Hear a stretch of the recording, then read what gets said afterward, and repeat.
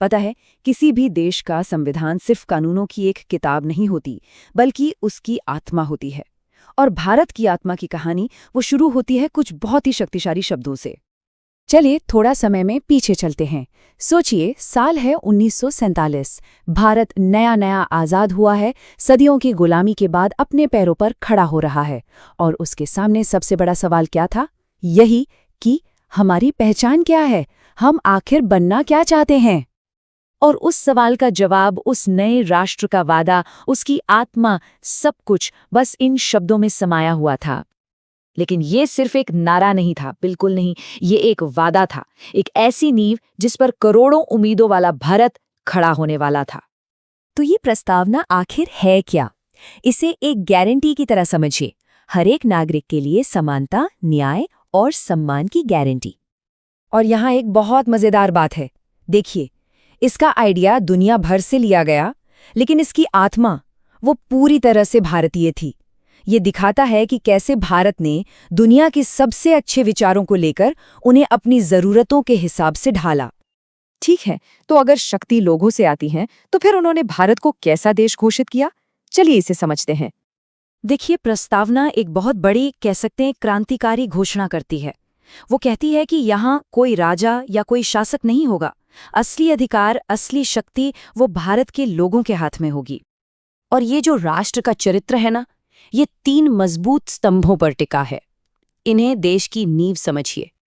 और यहाँ भारत ने एक बहुत ही प्रैक्टिकल फैसला लिया। इतने बड़े और इतने विविध देश के लिए अपने प्रतिनिधि चुनकर सरकार चलाना, बस यही सबसे सही तरीका था। लेकिन एक मिनट रुकिए, क्या कोई संविधान पत्थर की लकीर होता है, या क्या वो समय के साथ बदल भी सकता है, विकसित हो सकता है? तो बात यह है कि हमारा संविधान कोई रुकी हुई चीज नहीं है। ये एक जीवित दस्तावेज है। ये समय के साथ सांस लेता है, बदलता है, और खुद प्रस्तावना इसका सबसे बड़ा सबूत है। और इसी साल एक बहुत बड़ा ऐतिहासिक बदलाव हुआ।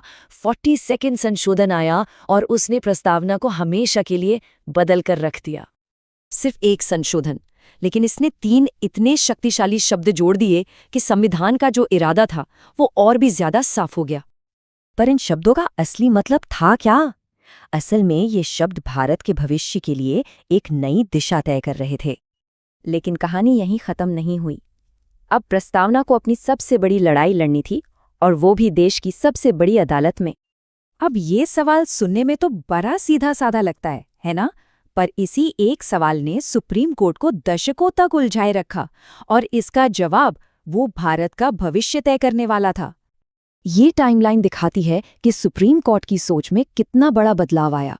पहले उन्होंने कहा कि प्रस्तावना संविधान का हिस्सा है ही नहीं, लेकिन फिर एक ऐतिहासिक फैसले में इस पूरी सोच को ही पलट दिया गया। और इसी केस से निकला मूल संरचना का सिद्धांत, या बेसिक स्ट्रक्चर डॉक्ट्रिन। इसका मतलब क्या है? मतलब ये कि संसद संविधान को बदल तो सकती है, पर वो इसकी आत्मा को खत्म नहीं कर सकती। लोकतंत्र, नागरिकों के मूल अधिकार, इन जैसी मूल चीजों को वो कभी नहीं छीन सकती। तो इतनी सारी बहसों और अदालती फैसलों के बाद आज प्रस्तावना की असली हैसियत क्या है? चलिए देखते हैं। तो आखिरी फैसला ये है कि प्रस्तावना संविधान की आत्मा है, एक गाइड की तरह है, लेकिन इसे आधार बनाकर सीधे कोर्ट में कोई केस नहीं किया जा सकता। ये एक मार्गदर्शक है, कोई कानूनी आदेश नहीं। तो इसकी असली ताकत किसी कानून की किताब से नहीं आती, वो आती है उन करोड़ों भारतीयों के दिलों और दिमाग से जो इसके वादे में यकीन रखते हैं।